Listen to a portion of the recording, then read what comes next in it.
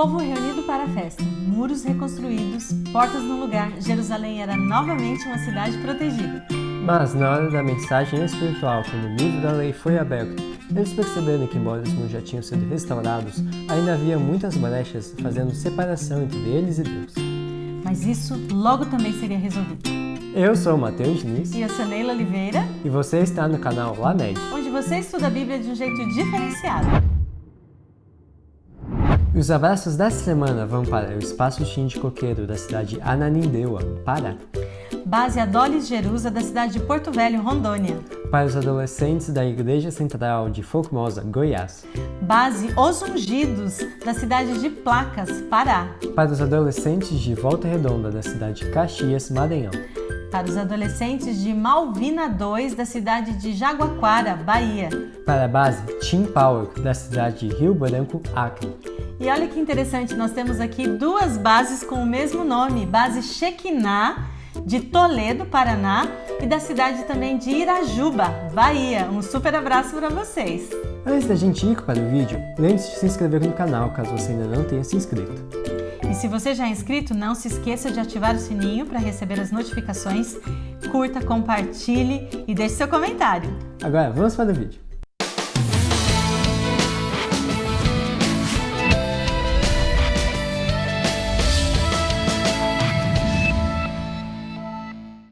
E assim a gente chega à última parte da história de Neemias. E a nossa proposta hoje é a gente estudar o que a lição apresenta aqui, mas a gente ampliar um pouco mais isso para você ter uma noção de como termina o livro de Neemias e o que aconteceu nesse momento tão especial da história do povo de Israel. Neemias percebeu que era o momento ideal para fazer uma reforma interna, uma reforma no povo. E para isso, ele pediu a ajuda de Esdras. Você lembra dele? Ele era um especialista na lei.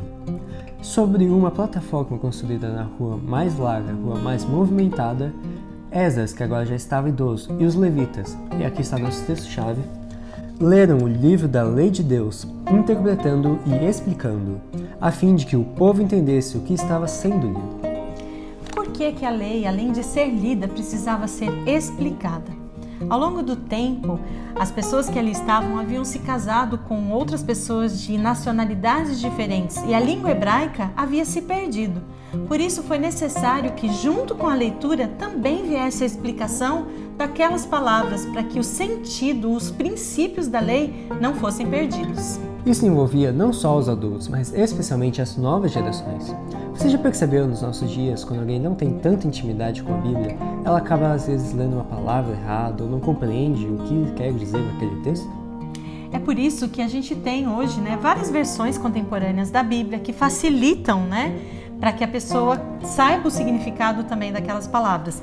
A gente tem também, lembra aí, a série, O Grande Conflito na Linguagem de Hoje. Tudo isso são tentativas de tornar o texto mais familiar à pessoa que lê. O povo ouviu com atenção e reverência as palavras de Deus. Eles se convenceram de sua culpa e choraram pelos seus pecados.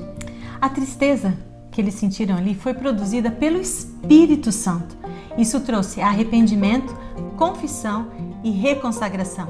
Diante disso, Neemias disse ao povo: não fiquem mais tristes, Deus nos perdoou, vamos nos alegrar, vamos festejar, há comida suficiente. E assim eles festejaram, a comida foi também enviada para aqueles que não tinham, mas não parou por aí. Não pense que eles só relembraram a lei naquele dia. Todos os dias, dia a dia, eles eram relembrados de tudo que Deus fez pelo povo, de todas as bênçãos, toda a proteção que Deus tinha dado para o povo de Israel. E eles se comprometeram a obedecer à lei. Eles se comprometeram a não se casar com pessoas de outras nações, pessoas pagãs, pessoas idólatras. Eles se comprometeram a observar e guardar o sábado e a entregar com fidelidade os dízimos que mantinham a casa de Deus. Aquele foi um momento único para o povo. Eles finalmente experimentaram a certeza do perdão e a alegria da cura. É importante lembrar que, assim como o povo viu no livro da lei, Deus seria fiel para o seu povo quando o seu povo fosse fiel para com Deus. E aqui no livro Os Ungidos diz assim: os esforços de Neemias foram bem-sucedidos. Enquanto o povo fosse leal ao juramento feito, enquanto fosse obediente à palavra de Deus, o Senhor cumpriria sua promessa, derramando ricas bênçãos sobre eles. Bem que a gente gostaria de dizer que a história terminou aí, mas não foi assim que aconteceu. Depois de um tempo, o povo ficou sem a influência de Esdras e de Neemias, que havia voltado para a Pérsia.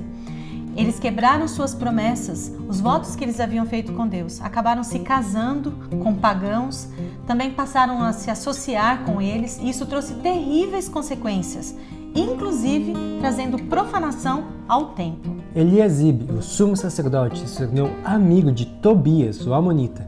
Você lembra dele?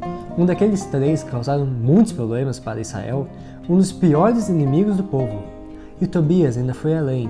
Ele pediu um apartamento anexo ao templo, onde eram guardados as ofertas e os dízimos que o povo trazia para o templo. E Eliasibe concedeu. Por causa da traição dos amonitas, Deus havia declarado que eles deveriam ser separados de seu povo para sempre. O sumo sacerdote desacatou uma ordem direta de Deus. Ele estava vendido naquela história. Afinal de contas, era o amigo, né? E às vezes isso acontece. Pediu ali um espacinho, né, e tal. Ele ia responder o quê? A gente não deve usar o amor ao próximo como uma desculpa para a associação com os idólatras, aqueles que estão em rebelião aberta contra Deus. Aquela atitude foi um ato de extremo desrespeito para com uma ordem do Senhor. Quando Neemias voltou e viu essa situação, ele ficou indignado. Ele principalmente disse que nenhum querido professor meu, Tobias, rua. E veja só a reação de Neemias. Fiquei extremamente indignado e joguei todos os pertences de Tobias para fora da sala. Em seguida, ordenei que as salas fossem purificadas e trouxe de volta os utensílios do templo de Deus, as ofertas de cereal e o incenso. Seria cômico, né? Se não fosse trágico. O mau exemplo dos líderes fez com que o povo desanimasse e deixasse de levar os dízimos e ofertas para o templo. Assim, os trabalhadores do templo não tinham salário suficiente para atender às suas necessidades e tiveram que fazer outras atividades. Mas Neemias começou imediatamente a corrigir esses abusos. Isso inspirou confiança no povo e todo Judá trouxe os dízimos do trigo, do vinho novo e do azeite aos depósitos. Homens que eram de confiança ficaram responsáveis pela distribuição de suprimentos aos seus colegas. Como um pecado leva ao outro, logo eles também começaram a transgredir o sábado. Os vendedores pagãos que entravam em Jerusalém aos sábados começaram a convencer o povo de que não tinha nada a ver isso e de que não deveriam comprar ou vender no sábado. Afinal, eles vendiam produtos de primeira necessidade. Eles precisavam comer. No início, eles se sentiram meio desconfortáveis, acharam aquilo estranho, mas depois eles pensaram, bem, qual o problema, né? Eles então começaram a transgredir abertamente o sábado. E não apenas ao consumir, ao comprar os produtos que vinham desses vendedores, mas também ao comercializar os itens que eles mesmos produziam. Isso demonstra que eles não se preparavam mais para o sábado. O autor judeu Abraham Heschel, no seu livro Shabbat, compara a chegada do sábado como a recepção de uma rainha em sua casa. Quando uma pessoa tão importante assim vem te visitar, você arruma sua casa, você a deixa preparada. Você prepara o alimento antes, para que você possa passar mais tempo possível com essa pessoa. E o sábado não é um dia comum. Ele é um dia especial, um dia santo, um templo no tempo, um memorial da criação. Para esse problema, Neemias tinha uma solução muito prática. Afinal de contas, é para isso que serviam os portões. Eles deveriam ser fechados no pôr do sol de sexta-feira e ser reabertos apenas no pôr do sol do dia seguinte.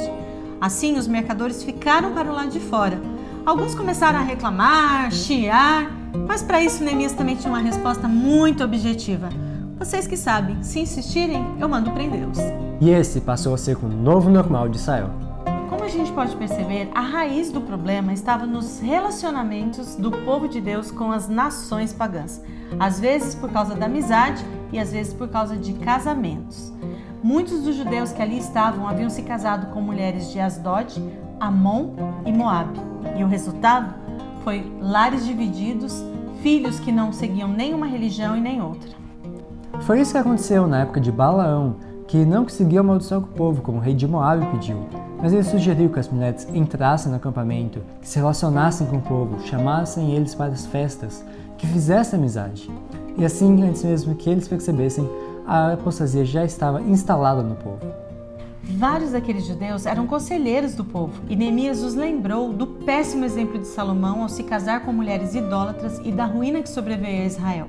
Alguns do povo se conscientizaram e voltaram atrás, mas outros, que ocupavam cargos importantes, protestaram contra Neemias e disseram que não se separariam de suas esposas pagãs.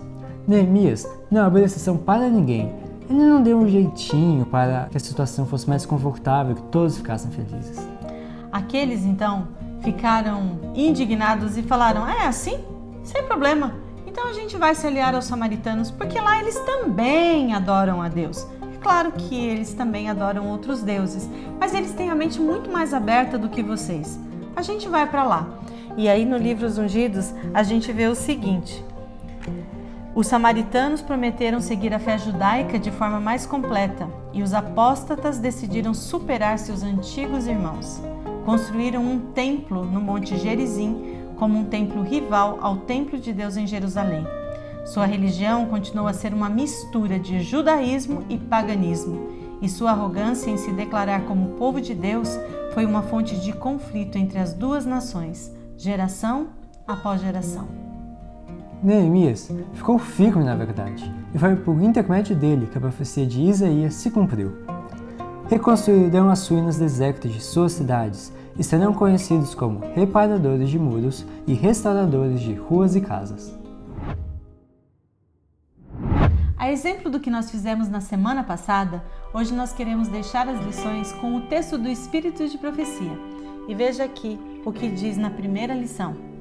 Na obra de reforma hoje, há necessidade de pessoas como Esdras e Neemias, que não desculpam o pecado, não ficam em silêncio quando outros praticam o que é errado, nem escondem o mal sob o disfarce de uma bondade falsa.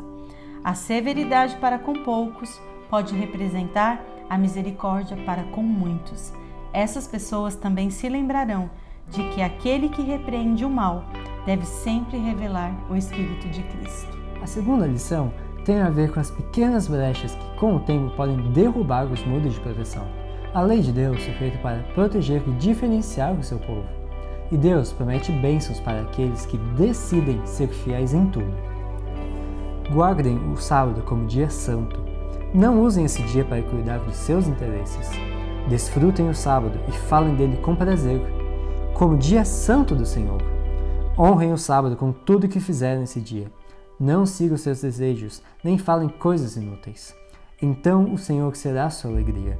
Grande honra lhes darei e os sustentarei com a propriedade que prometi a seu antepassado Jacó.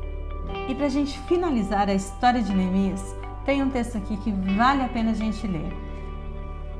O sucesso de Neemias é uma prova de que a oração, a fé e a atitude sábia são capazes de fazer. Neemias não era sacerdote, não era profeta, ele era um reformador. Seu alvo era pôr o povo em harmonia com Deus. Ao entrar em contato com o mal e a oposição ao que é certo, ele assumiu uma posição tão decidida que o povo não pôde deixar de reconhecer seu patriotismo e profundo amor a Deus. Ao verem isso, sentiram o desejo de segui-lo aonde ele os guiasse. Seja você também um Neemias, um reformador, alguém que lute pela verdade, e Deus vai estar com você.